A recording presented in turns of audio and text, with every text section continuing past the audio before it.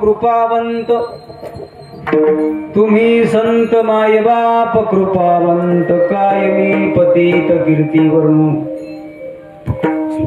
अवतार तुम्हा धराया कारण उद्धराया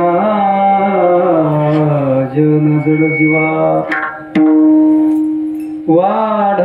वाढवावया सुख भक्ती भाव धर्म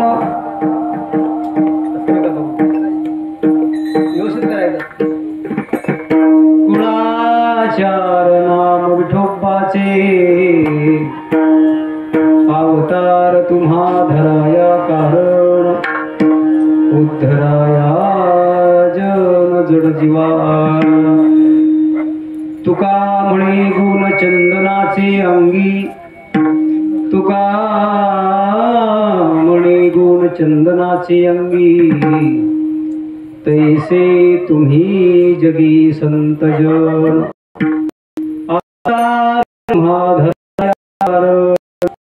उद्धराया जड जीवा विठ्ठला विठ्ठला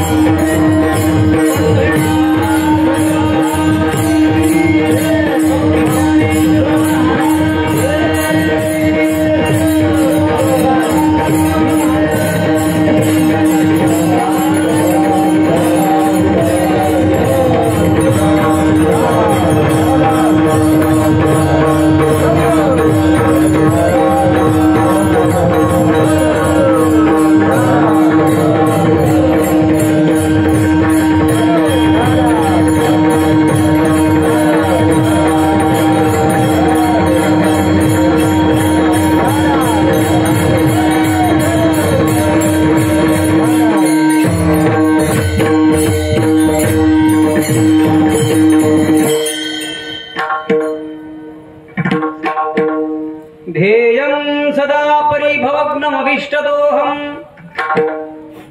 तीर्थास्पदं शिवविरिञ्चनूतं शरण्यं भृत्यार्तिहं प्रणतपालभवाब्धिपोतम् वन्दै महापुरुषते चरणारविन्दम् करारविन्देन पदारविन्दम्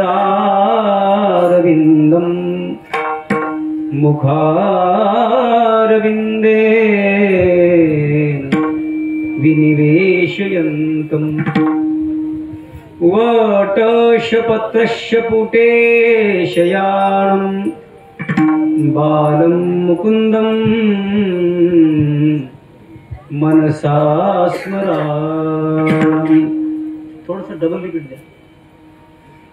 ज्या ज्या ठिकाणी मन जाय माझे त्या त्या ठिकाणी निज रूप तुझे मिठे वितो मस्तक जा ठिकाणी ते तुझे सद्गुरु पाय दोरी लोकाभिरामं रंगधीरं राजीवनेत्रं रघुवंशनाथं कारुण्यरूपं करुणाकरन्तं श्रीरामचन्द्रं शरणं प्रपद्ये मनोजवं मारुततुल्यवेगं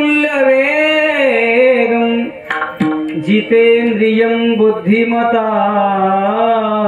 वरिष्ठं वातात्मजं वानरायोधमुख्यं श्रीरामदूतं शरणं प्रपद्ये शिवभोळा चक्रवर्ती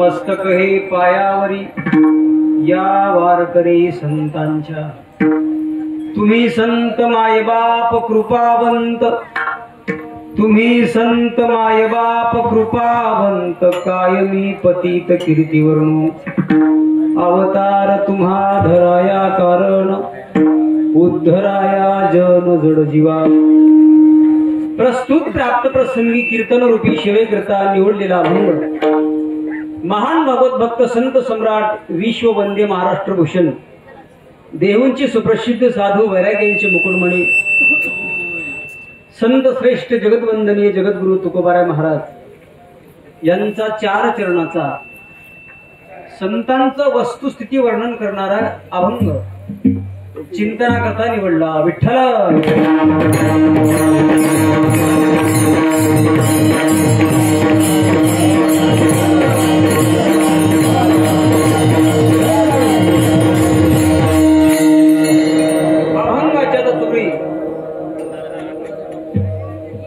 थोडासा परिहार द्यायचा तो असा गेल्या अनेक वर्षापासून चालू असलेला आणि याही पुढे असा सतत चालू राहणारा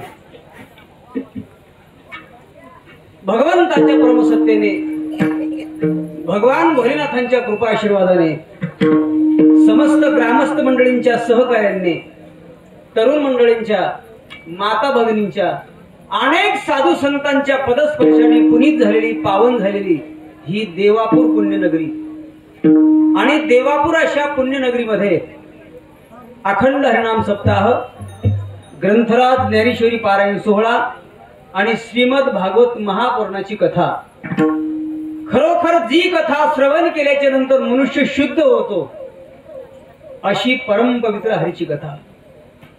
कथा सुख करी कथा दुःख हरी कथा याची बरी विठोबाची जळती दोषाचे डोंगर शुद्ध होती नारी नर गाती ऐकती सादर जे पवित्र हरी कथा. पाप जाणणारी दुःख दोष नष्ट करणारी अशी परम पवित्र हरीची कथा. कथा प्रवक्त्या सौभाग्यवती हरिभक्त परायण संगीत विशारद संगीत अलंकार संगीताताई जिरवणकर यांच्या मुखारविंदातून ही कथा संपन्न होती आहे. आणि त्यामध्ये श्रवण करणारी तुम्ही सर्व श्रोते भाग्यवान मंडळी. विठ्ठल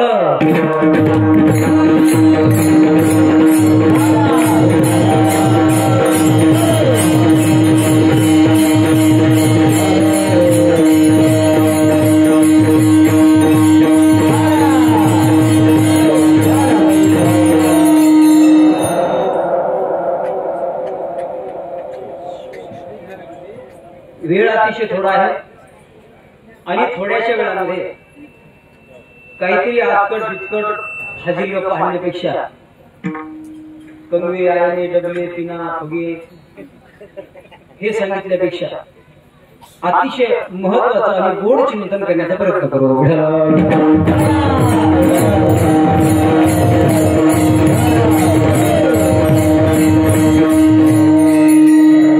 सप्ताहातील उपस्थित महाराष्ट्रातील दिग्गज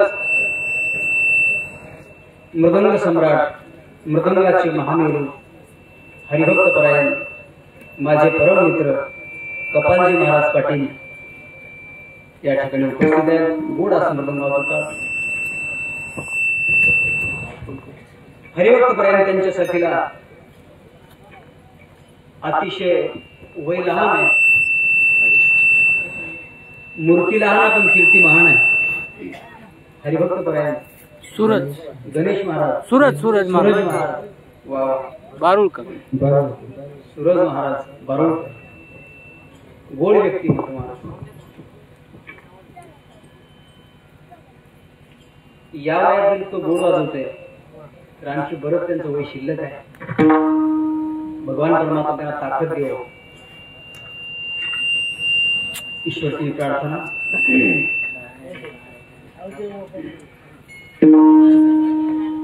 ज्यांच्यामुळे सेवेची संधी घडून आली माझ्याकडे हरिभक्त परायण आपल्याच गावचे भूमिपुत्र आणि आमचे परम मित्र गंगारामजी महाराज पाटील महाराजांनी पुनरुद्धारी दिली आणि तुम्हा सर्व गावकरी मंडळींचे दर्शन घडलं. सुंदर ही लहान पिंपळगाव रोही पिंपळगाव संस्था आहे वाटतं.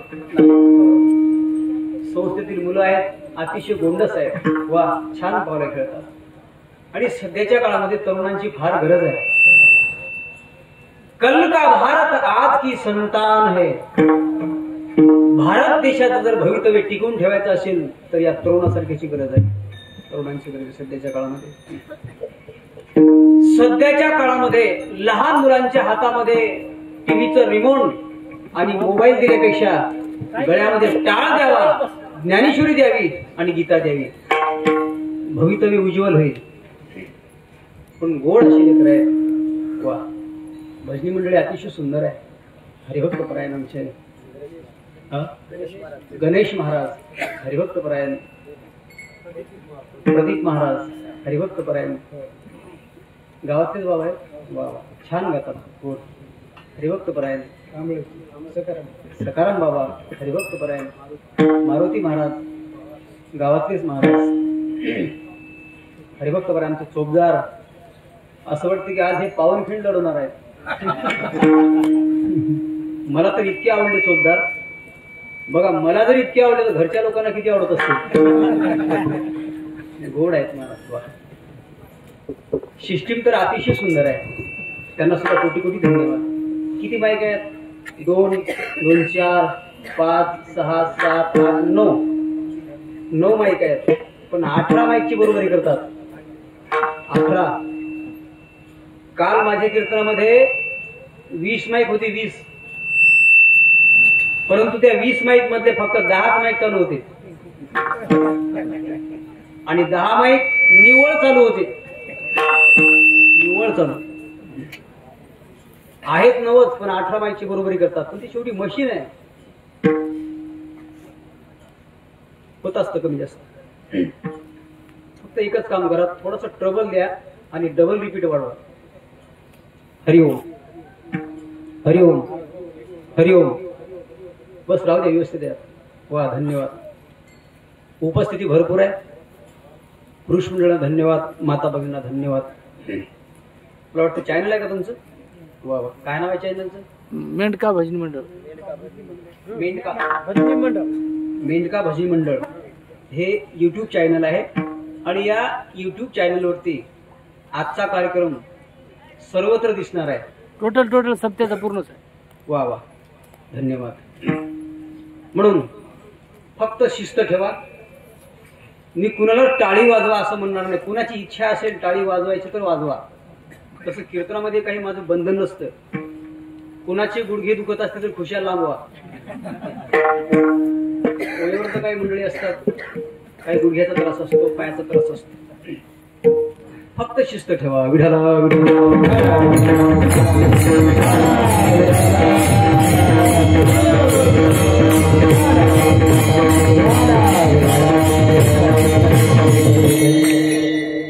जगद्गुरु तुकोबार यांचा प्रसिद्ध असा अभंग आहे आणि आजच्या अभंगाद्वारे जगद्गुरु संत श्रेष्ठ तुकोबाराय महाराज संतांचं वस्तुस्थिती वर्णन करतात. आता बरोबर ऐका बरं का, मनाचे कान करून ऐका. कीर्तन हे कानाने कधी ऐकायचं नाही. मग कशाने ऐकायचं? कीर्तन कानाने ऐकण्यापेक्षा कीर्तन हे मनाने ऐकायचं. मनाने ऐकण्यापेक्षा मनाच्या माथ्यावर पाय देऊन ऐकावं. काही काही लोकांचं ऐकलं पाहिजे, काही काही लोकांचं ऐकू नये. पण ज्याच्यामध्ये आपलं भवितव्य आहे, आपलं भाग्य उदयाला येणार आहे, आपल्या जीवनाचं कल्याण होणार आहे, अशा लोकांचं ऐकलं पाहिजे. घर बांधेपर्यंत इंजिनियरचं ऐकावं. कुणाचं ऐकावं? घर बांधेपर्यंत इंजिनियरचं ऐकावं. रोग बरा होईपर्यंत डॉक्टरचं ऐकावं. केसेसचा निकाल लागेपर्यंत वकिलाचं ऐकावं. कीर्तन होईपर्यंत कीर्तनकाराचं ऐकावं. जोपर्यंत लग्न होत नाही तोपर्यंत मायबापाचं ऐकावं. बरोबर आहे? आणि लग्न झाल्यावर बायकोचं ऐकावं. आणि एक महत्वाचा मुद्दा लक्षात ठेवा, जन्माचं कोट कल्याण करून घ्यायचं असेल तर जन्मभर साधू संतांचा ऐकावं. विठ्ठला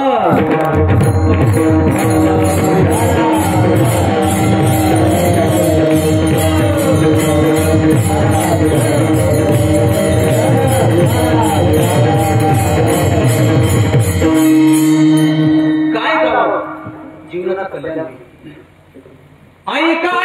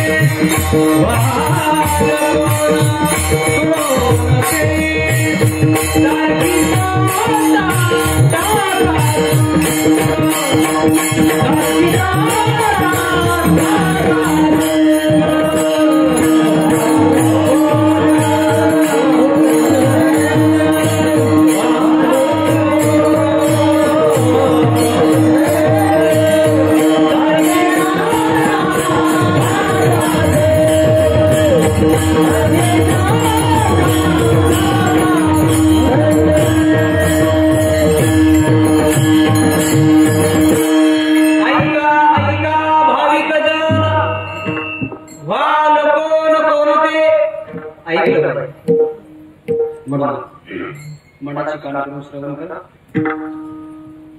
जगद्गुरु तुकोबारायांचा प्रसिद्ध अभंग आहे आणि आजच्या अभंगाद्वारे जगद्गुरु संत श्रेष्ठ तुकोबाराय महाराज संतांचं वस्तुस्थिती वर्णन करतात.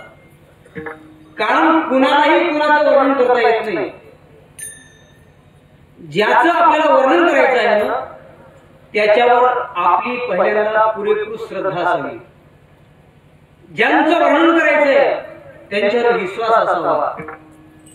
शास्त्रीय भाषेत जर सांगायचं ठरलं तर वर्णी विषयाच्या तोलामोलाचा वर्णी विषय असावा आणि वर्णनकर्त्याच्या तोलामोलाचे वर्णन करते असावेत.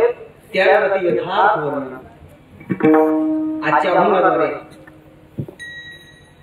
वर्णन करते आहेत जगद्गुरु तुकोबाराय महाराज आणि वर्णी विषयात संत. कोण संत कोण साधू? वास्तविक पाहता संत साधू ही एक व्यक्तीच असते पण तशी ती व्यक्ती नसते. मग ती कोण असते तर त्या व्यक्तीला आलेली एक अवस्था असते आणि ती अवस्था प्रत्येकाला येऊ शकते. का नाही येऊ शकत? बघा ती अवस्था कुणाकुणाला आली. एक रस्त्याच्या कडेला बसलेला माणूस फक्त चपला शोधत होता. चपला शोधत असताना त्या व्यक्तीने भगवंताचं अपूर्व नामस्मरण केलं तर चपला साधणारी व्यक्ती संत झाली. नाकारता आपल्याला नाही. चरम रंगू लागे रोहिदासा संगे कबीराचे मागे सेलेविनी. रोहिदास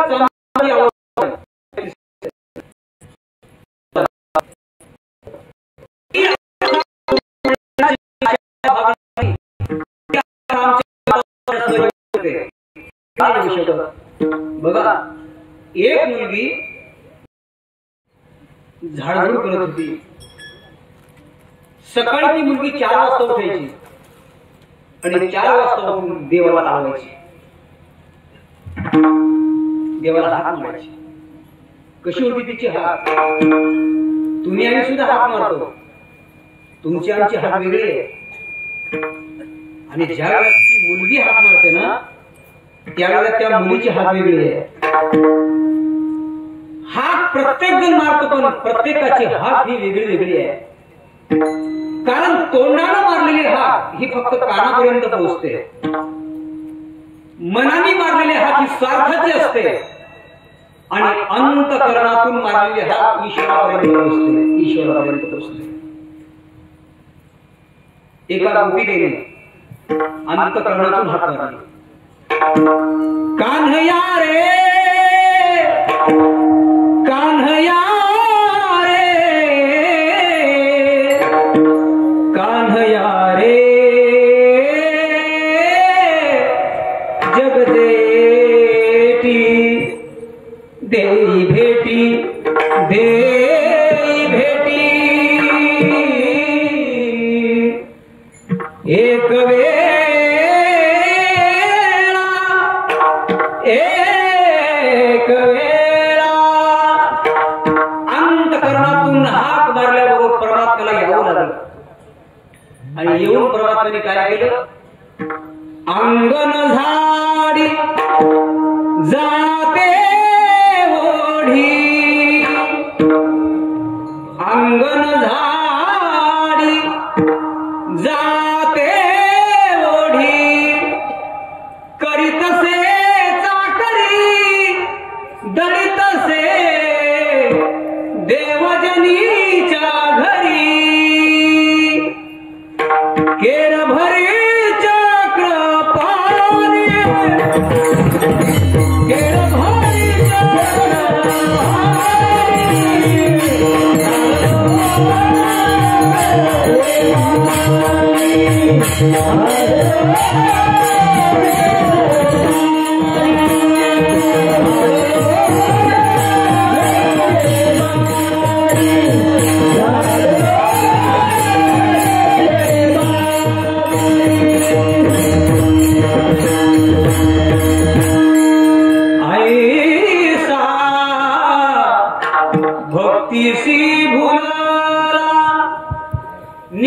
कामे करू लागला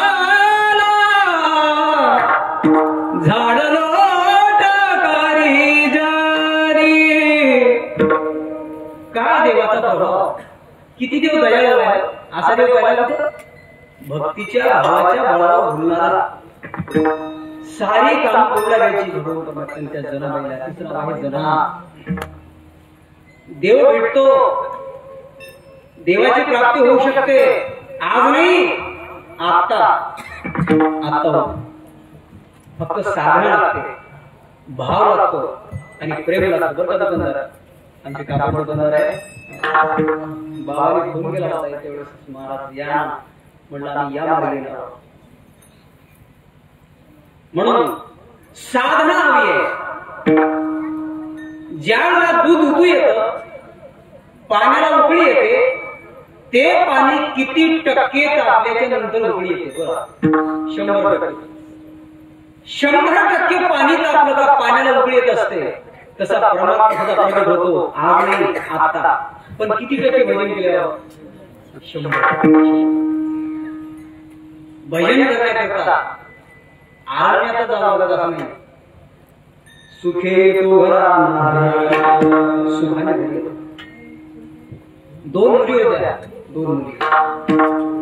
बघा, एका मुलीने आरण्यामध्ये देवाला लावलं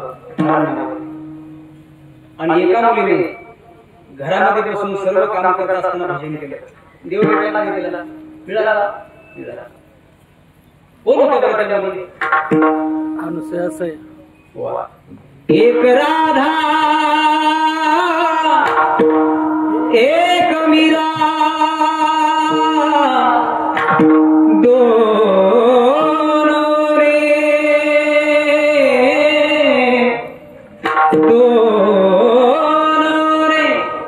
श्याम को चाहा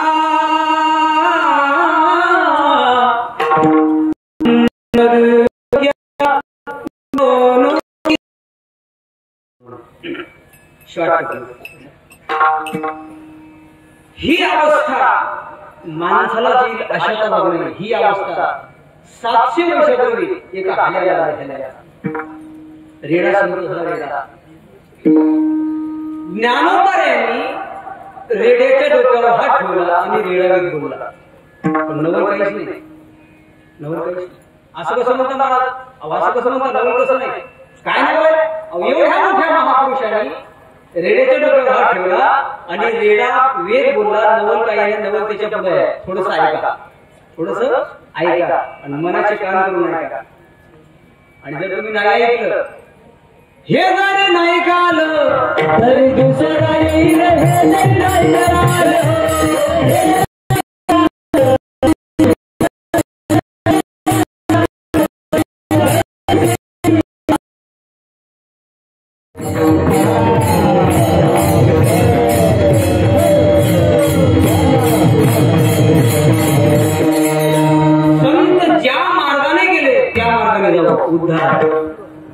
येण्याची पंथे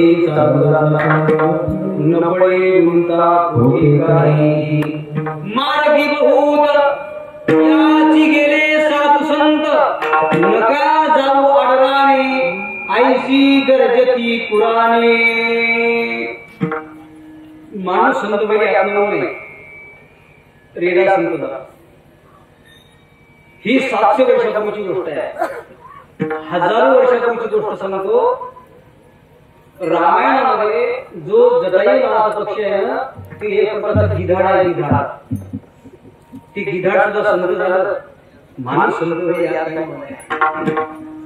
संत होऊ शकतो, फक्त साधना करावी लागते. साधना करावी. ऐका, जी वस्तू ज्याच्याकरता मिळाली असेल ना, ती वस्तू त्याच्याकरता वापरली पाहिजे. आणि जी वस्तू ज्याच्याकरता मिळाली असेल, ती वस्तू जर त्याच्याकरता नाही वापरली तर मिळून सुद्धा वाया गेली. नाही तरी गेला, नाही तरी गेला, नाही तरी गेला, नाही तरी गेला.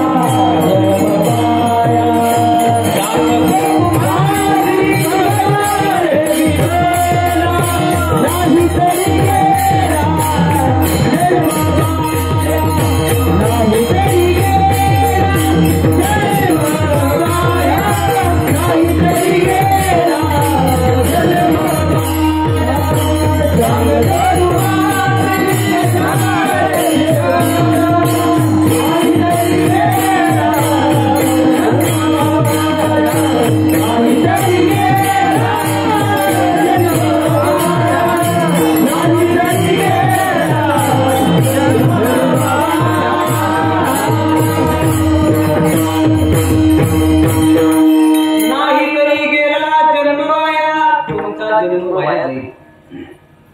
संतांच्या मागे आणि देवाच्या मागे नाही गेला तर त्या मार्गाने गेला आपण गेलो तर म्हणून संतांच्या मागे जावं, संतांच्या विचारानं वागावं, संतांच्या मार्गदर्शनाने जीवन जगावं.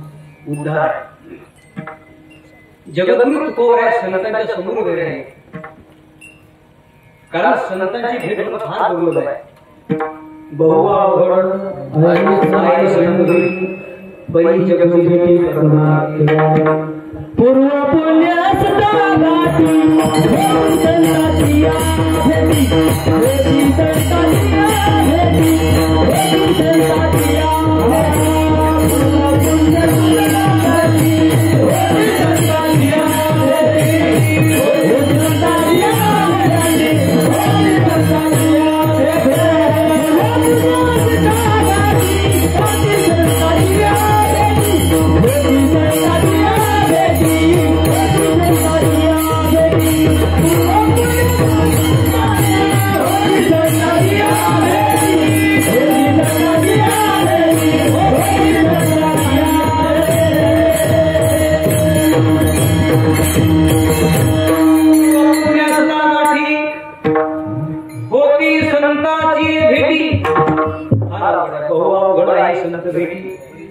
परी जगजेटी करुणा. जगद्गुरु तुकोबारायांच्या संतांची भेट झाली, संतांच्या समोर गेला जगद्गुरु तुकोबाराय. तर त्यावेळेला संतांमध्ये आणि आपल्यामध्ये फरक दिसला. किती फरक दिसला? फार फरक दिसला. तुकोबाराय मनाशी विचार करतात, या संतांना उपमा द्यावी तरी कुणाची? कारण संतांमध्ये आणि आपल्यामध्ये फरक आहे. जगाच्या पाठीवर 3 वर्ग आहेत. किती वर्ग आहेत? 3. पहिला वर्ग आहे जीव, दुसरा वर्ग आहे देव आणि तिसरा वर्ग आहे संत. एक वर्ग जगत असतो, दुसरा जागवत असतो आणि तिसरा जगवत असतो. जगत असतो तो जीव, जागवतात ते संत आणि जगवत असतो तो भगवान परमात्मा. जीव म्हटलं की जगण्याच्या पलीकडे तो काही करू शकत नाही. खावे द्यावे बरे असावे सदैव हेची हाव करे संसारी, बस यावर तो काही करू शकत नाही. दुसरा वर्ग आहे संत. संत वर्ग असा आहे, तो वर्ग समाजाला जागवतो. उभा जागी व्हायला आता जागा रे भाईनो जागा, आता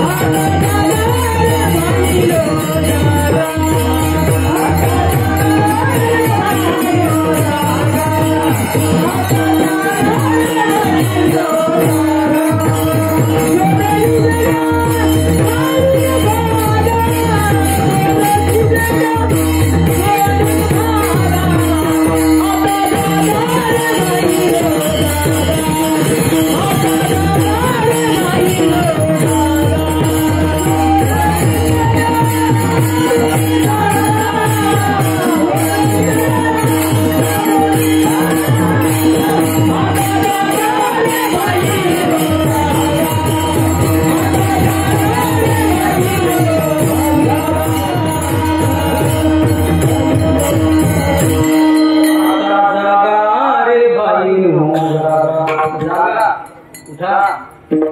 झोपलेल्या माणसाला जागा करतात. आता ऐका, ज्या वेळेला जीव हा झोपेमध्ये असतो ना, त्यावेळेला त्या जीवाची फार सुखाची अवस्था असते. आणि झोपलेल्या माणसाला जर उठवलं तर पाप लागत असते, पाप. म्हणून झोपलेल्या माणसाला कधी उठवू नये. मग जगद्गुरु तुकोबाराय महाराज झोपलेल्या माणसाला उठवतात, त्यांना पाप लागत असेल का? नाही. झोपलेल्या माणसाला उठवू नये हा धर्म नाही, पण त्याचं जर घर पेटला असेल तर. आता तुम्ही कीर्तन ऐकलं, झोपलेल्या माणसाला कधी उठवू नये. तुम्ही दोघं मित्र शेजारी शेजारी झोपले आणि एका मित्राचं घरच पेटलं. एका मित्राला जाग आली, ज्याचं घर पेटलं त्याला बोलायला लागला, उठा उठा उठा तुमचं घर पेटलं. तो म्हणला आता कीर्तन ऐकलं नाही करा तुम्ही, झोपलेल्या माणसाला उठवू नये म्हणून. अरे झोपलेल्या माणसाला उठवू नये, आता घर जळू देतात. झोपलेल्या माणसाला उठवणे हा धर्म नाही, परंतु त्याचं जर घर भेटलं असेल तर नक्की उठवा. कधी उठवणे? आपली जर कापसाची गाडी भरायची असेल, आपल्या स्वार्थासाठी आपल्या हितासाठी जर दुसऱ्याची झोप पडत असेल तर अशा वेळेला पाप आहे. अरे दुसऱ्याला जर अनाहित होत असेल तर अशा जीवाला जरूर उठवा. हे आमच्या तुकोबांना कळालं. बुडत हे जन न देख भेटला येतो कडवळा म्हणूया. आता ज्ञानोबाची उंच पायी काटा नेहटे ती व्यथा जीवी उमटे तैसा पोळे संकटे पुढीला येतो हिताचा कळवळा म्हणून पडती हाती का. अरे हे सर्व जग आहे ना ते काळाच्या हाती सापडतंय. मिळालेले आयुष्य, मिळालेले दिवस, मिळालेले तास, मिळालेले मिनिट आणि मिळालेले क्षण हा माणूस विनाकारण वाया घालतो. म्हणजे काय झालं? मिळून सुद्धा वाया गेलं. विठ्ठल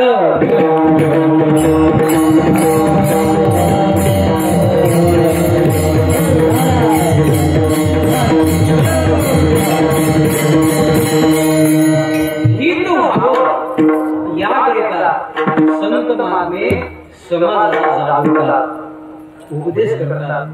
हकार मी सांगे तुका नाम घेला राहुल कला.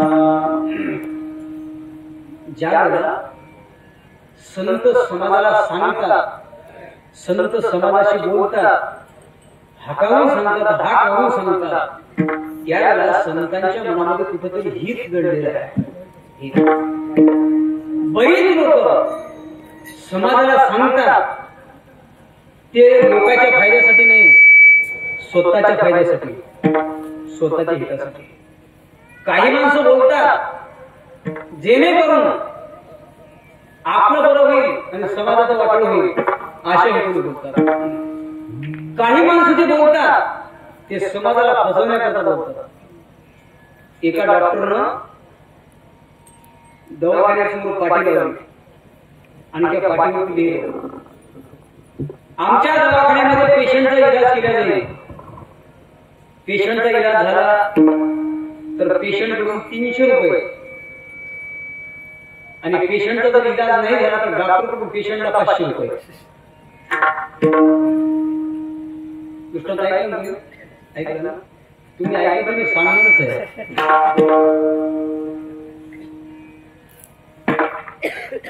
एक पेशंट हुशार गेला दवाखान्यामध्ये.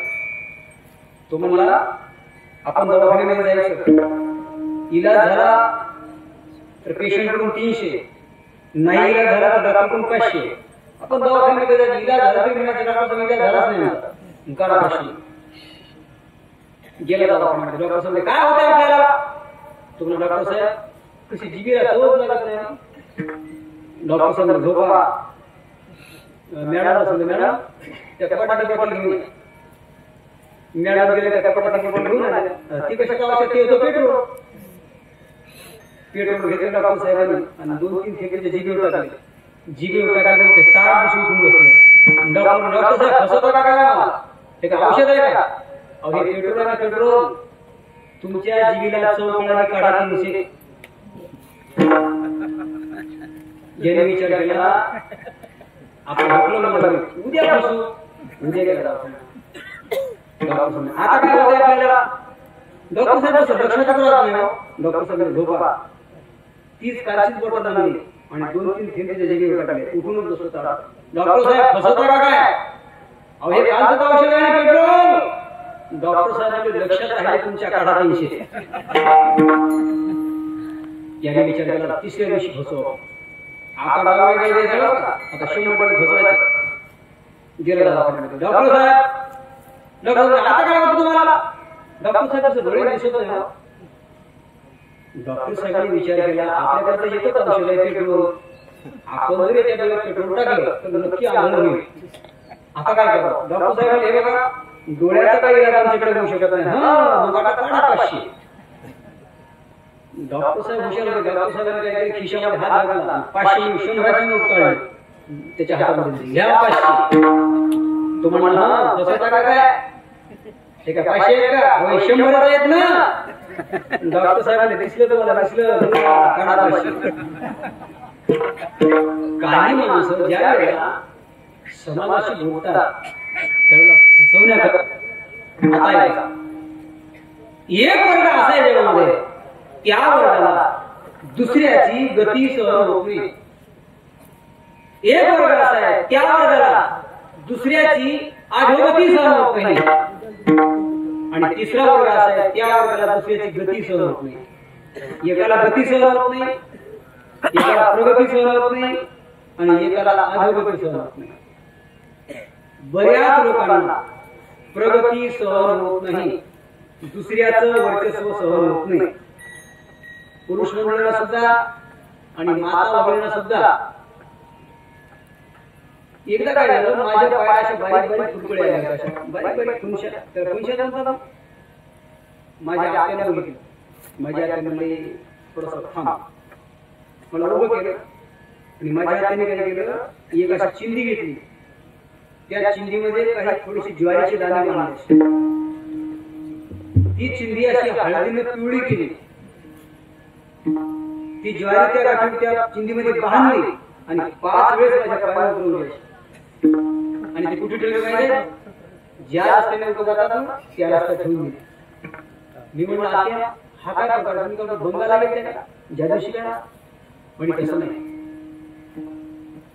तुझ्या पायाच्या बारीक बारीक खुनशा झाल्या, त्या खुनशा नाही, त्याला शुक्र म्हणतात. त्याला शुक्र. आता मी तुझे सूत्र उतरवलेले आहे आणि ही चिंदी रस्त्यात ठेवलेली आहे. आता काय होईल, जी लोक ओलांडून जातील त्याला होतील आणि तुझे बरे होतील. तुझे बरे होतील, दुसऱ्याला होतील. या लोकांना दुसऱ्याची गती सहन होत नाही. एका बाईने काय केलं, बाईक असं कलाला उतरवलं, त्याला 3 काड्या लावल्या, त्याचा घोडं बनवलं आणि ते घोडं रस्त्यात ठेवलं. मी सहज विचारलं, असं काय केलं तुम्ही? अरे मी तुला माहिती नाही, आता या कलाला या घोड्यावर तुम्ही ओलांडून गेला तर त्याच्या याला ते चक्र करून जातात. आणि आपल्याला जेवढं झालेलं होतं केवळ अज्ञानपण आहे. या वर्गाला दुसऱ्याची गती सहन होत नाही. आणि तिसरा वर्ग असा आहे, या वर्गाला दुसऱ्याची अधोगती सहन होत नाही. अधोगती कुणाला सहन होत नाही? अधोगती संतांना सहन होत नाही. आणि गती जीवाला सहन होत नाही. आणखी गती कुणाला सहन होत नाही? कुत्र्याला, श्वानाला. घुबडाला सूर्याची गती सहन होत नाही. दिवसा फुटती डोळे डुडुळाचे. म्हणून असे 3 वर्ग जगात आहेत. त्यापैकी एक वर्ग असा आहे, त्या वर्गाला दुसऱ्याची अधोगती सहन होत नाही. त्याला संत म्हणावं. जगद्गुरु तुकोबाराय म्हणतात, या संतांना आता नेमकी उपमा द्यावी तरी कुणाची? तर एका स्त्रीच्या जातीमध्ये एक स्त्री सापडली, तिचं नाव आहे माय.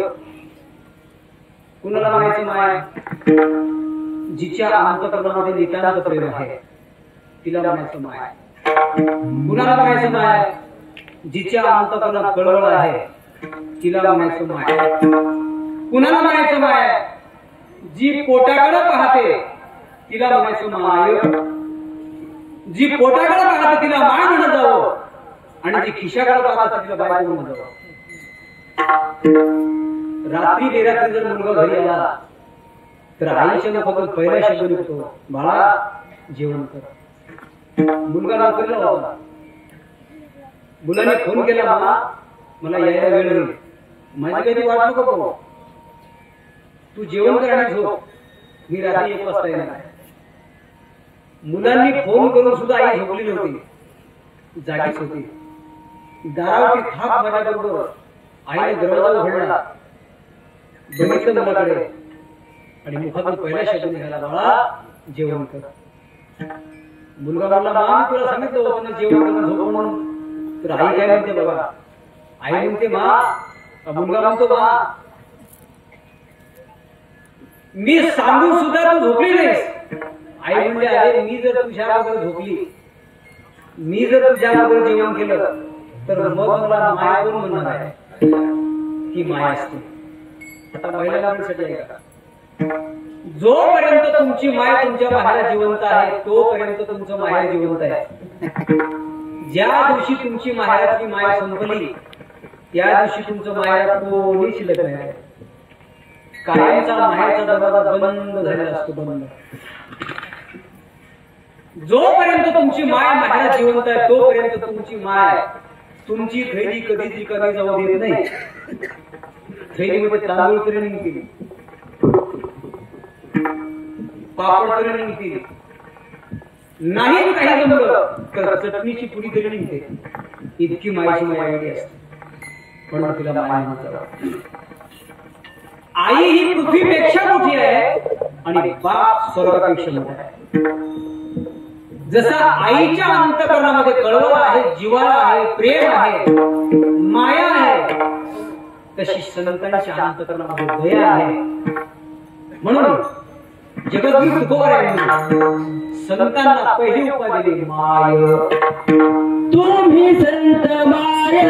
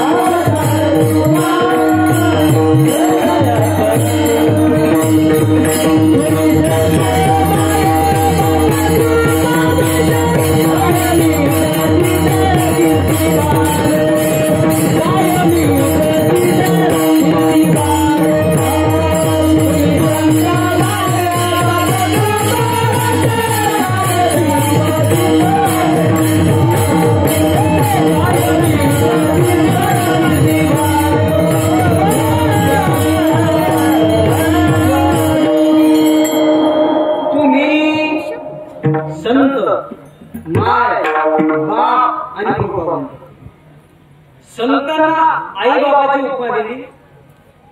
तुकोबारांच्या लक्षात आलं, संतांना आई बाबाची जर उपमा दिली तर आई बाबाची उपमा सुद्धा कधी कमी पडते. कशी कमी पडते? कारण जगाच्या पाठीवर आई बाबा आहेत. हिरण्यकशिपू सारखा बाप आहे आणि कैकेयी सारखी आहे. आई वडिलाचा कधी कधी त्याग केला, कोणी भरताने त्याग केला नाही आणि प्रल्हादाने बापाचा त्याग केला. प्रल्हादी जनक विभीषण बंधू राज्य माता भरती आई वडिलांचा सुद्धा त्याग केला त्याने. माता पितेचा सुद्धा त्याने त्याग केला. अशी जगात काही माता पिता आहेत, कैकेयी सारखी माता आहे आणि हिरण्यकशिपू सारखा पिता आहे. दिवसभर पिता ते संध्याकाळपर्यंत पितात चहा म्हणतो मी चहा ह्याच्यात दुसरं नसतं. म्हणून तो पिता आवडू नये. आई बापाची उपमा कमी करते म्हणून दुसरा शब्द वापरला कृपा. संत हे वंत आहे. तसे वंताचे 10 प्रकार सांगितले. ज्ञानवंत, नीतिवंत, ऐश्वर्यवंत, कृपावंत, दयावंत, ऐश्वर्यवंत, बळीवंत, धैर्यवंत आणि प्रत्येक वंताबद्दल एक एक प्रमाण आहे. संत हे कृपावंत आहे. आता तुम्ही कृपावंत साधू संत गोमटे ते गदा माझे संत हे निष्ठावंत आहे. निष्ठावंत भाव भक्ताचा सुधर्म निर्धार ही वर्ण. संत हे बळीवंत आहे. बळीयाचे अंकित आम्ही झालो बळीवंत लाखाया संसार केला शरणीचा मार. संत हे ऐश्वर्यवंत आहे. संतांना कोणतं धन परमार्थ हे महाधन जोडी देवाचे चरण भावया जगन हे उपाय लाभाचे. म्हणून संतांना ही एक पदवी आहे आणि 10 प्रकारचे वंत आहेत संत. म्हणून कृपावंत कायनी पतित कीर्तिवर्ण. संत बाबा आमच्या सारख्याने फक्त जन्माला यावं, रडत रडत प्रपंच करावा. दुःखाचे आघात, दुःख सहन करण्याची शक्ती ही आमच्यामध्ये नसल्यामुळे ते दुःख आम्ही विनाकारण सहन करावं आणि एकदा का त्या काळाची झडप आलेली आली की दिन तक्रार त्या काळाच्या स्वाधीन व्हावं असा आमचा जन्म निरर्थक आहे. परंतु तुमचा अवतार स्वतंत्र आहे. किती वेळा जन्मावे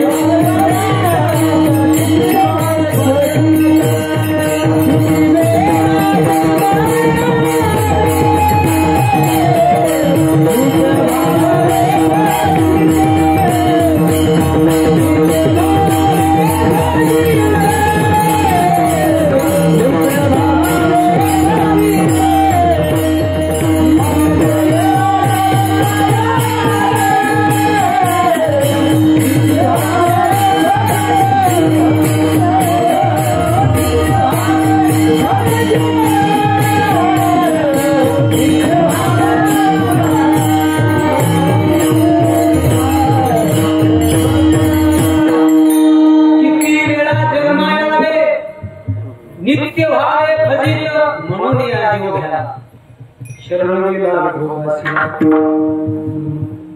या जीवाला फक्त जन्माला यावं, रडत प्रपंच करावा. दुःखाची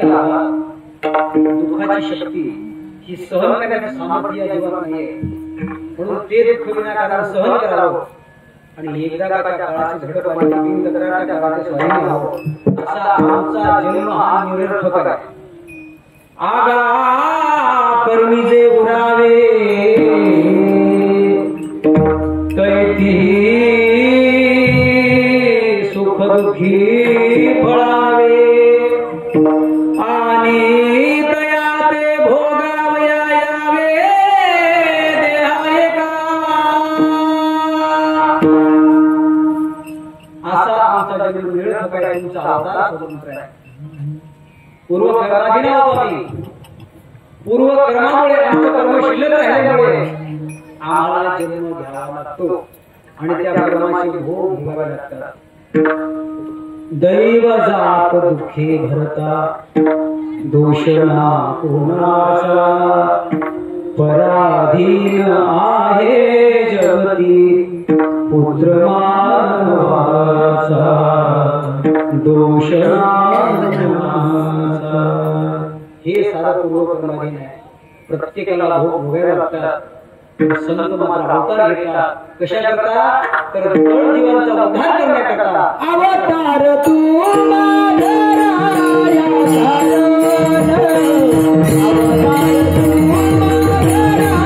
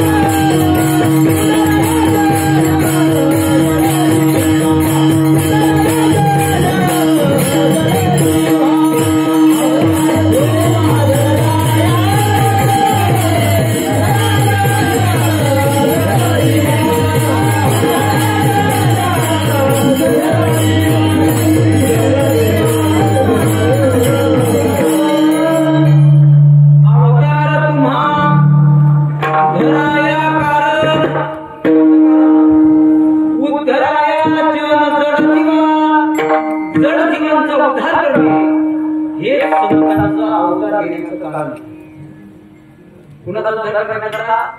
जड जीवांचा. जड काही काही इतके जड आहेत, इतके जड आहेत. किती जड आहेत? 60 वर्षाचा प्रपंच ध्यानात राहतो पण कालचा अभाव ध्यानात राहतो. इतके जड. त्याहून जवळ बघा देवा. बघा काही काही बियाणं असतं बघा. माणसाचं जीवन आणि बियाण्याचं जीवन सारखं. एक बियाणं असं आहे, आज पेरलं तर 6 दिवशी उगवते. कोणतं बियाणं? सोयाबीन. 6 दिवशी उगवते. एक बियाणं थोडं सोयाबीनपेक्षा जड आहे, ते थोडंसं उशिरा उगवते. कोणतं बियाणं असं? तूर. 11व्या 8व्या 9व्या दिवशी उगवते. हे थोडंसं बियाणं जड आहे. एक बियाणं त्याच्यापेक्षाही जड आहे. कोणतं बियाणं? बियाणं हळदीचं बियाणं. 25 दिवसानं 12 दिवसानं रोग एक काम कुठं काढा असते. ते थोडंसं जडच आहे. एक बियाणं त्याच्यापेक्षाही जड आहे. ते 2-2 महिन्यानं होते. शिपी, लोणा, तणकट ते उशिरा होते. एक बियाणं त्याच्यापेक्षा जड आहे. ते नोव्हेंबर महिन्यात होते. काटेरी विलायती गव्हाची पेरणी करताना त्यावेळेस उगवत असते. थोडीशी जड आहे. एक बियाणं त्याच्यापेक्षा जड आहे. आपण ते गुढी पाडायला बांधत असते. गुढीला कोणतं? खरसडा. ही बियाणं फार जड आहे. फार उशिरा उगवते. एक बियाणं त्याच्यापेक्षा जड आहे. असं म्हणतात की ती बियाणं खेटरला रगडल्याशिवाय निघतच नाही. खेटर रगडा चपली धने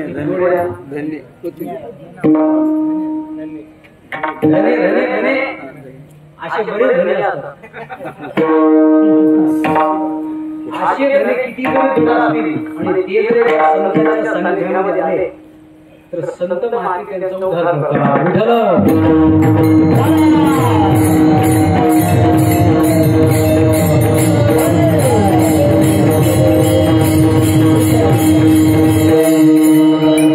उद्धार करतात म्हणजे काय करतात? तर दुःखाने पीडित झालेल्या जीवांना सुखाची प्राप्ती करून देतात.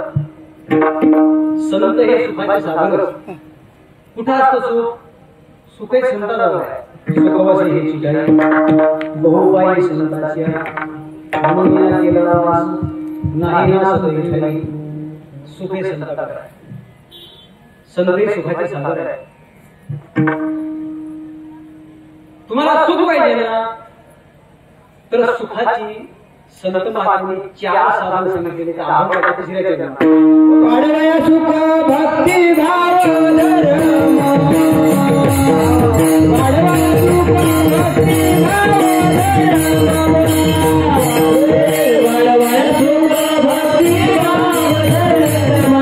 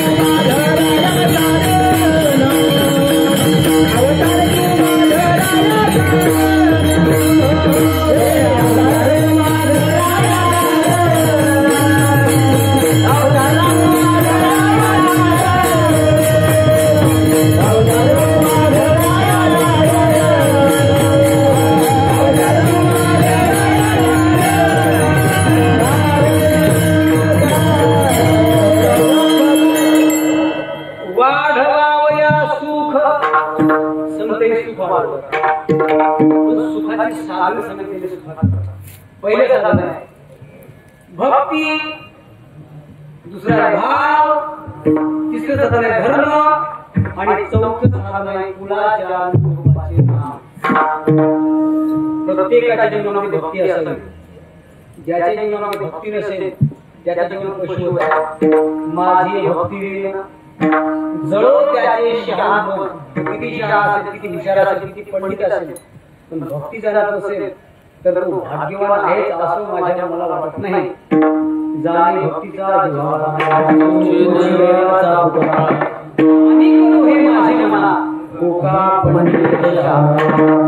भक्ती हा जीवनातील मुख्य हेतू आहे. पण भक्तीला जो आहे भाव, भावाने भक्तीने मुक्ती बळेने शक्ती. भक्तीला जोड आहे भाव, भक्ती भाव धर्म. तिसरं साधन आहे धर्म.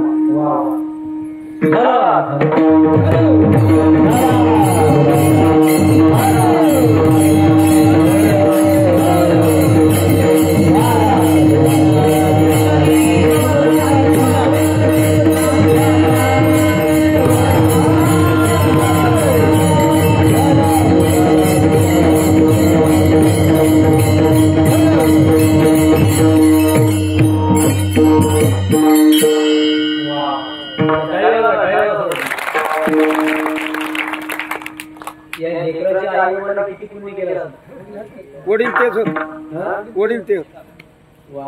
धन्यवाद धन्यवाद. लेकर ही संस्काराने घडवावे लागतात.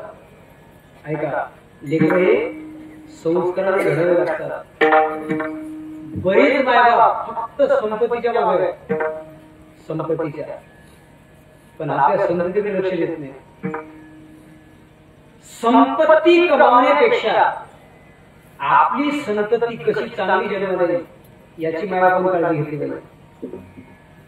संपत्तीपेक्षा अशी चांगली संतती हीच तुमची आमची खरी संपत्ती आहे विठ्ठला.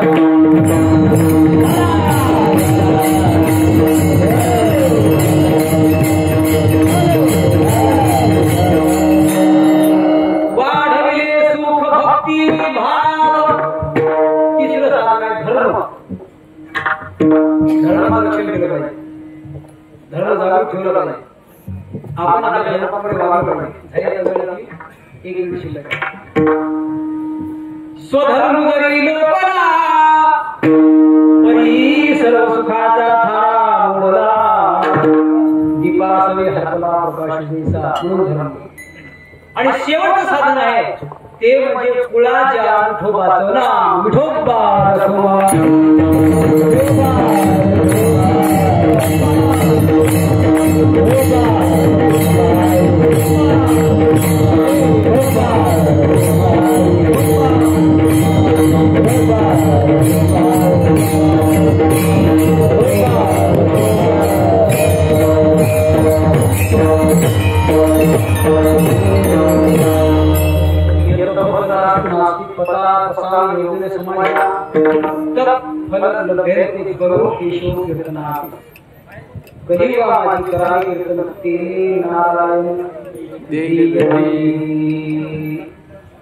नाम हे सर्वात श्रेष्ठ आहे. नाम कधी घेता येते, कुठेही घेता येते. माणसाने 100 काटा टाकावी, पण 100 काटा पहिले जेवण करावं.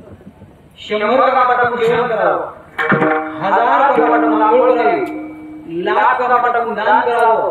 आणि कोट्यावधी कामावर टाकून देवाचं भजन करावं. भजन करावे वेळोवेळा. नाम हे सर्वात श्रेष्ठ साधन. कुळाच्या नाम विठोबाचे. तुम्ही गुणवान. गुणवान या शब्दाचा अर्थ पुनरावृत्ती गुणवान की ज्या ठिकाणी शोधणे आवडून सापडत नाही त्याला गुणवान. संत महात्म्यांना आता कुणाची उपमा द्यावी तर वृक्षाच्या जातीमध्ये एक वृक्ष सापडला. त्या वृक्षाचं नाव आहे चंदन. त्या चंदनाची उपमा जगद्गुरु तुकोबाराम महाराज शेवटच्या चरणामध्ये संतांना देतात. तुका भरे गुण चंदनाचे आंगे.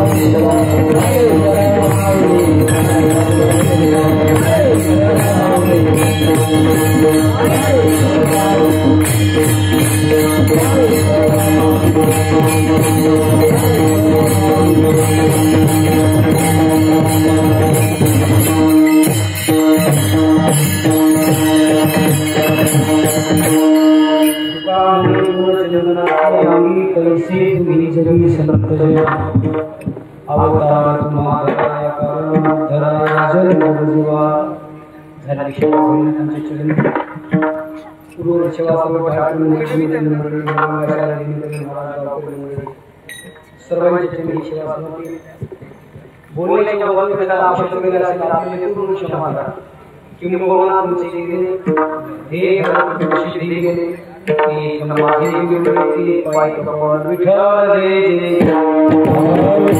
जय जय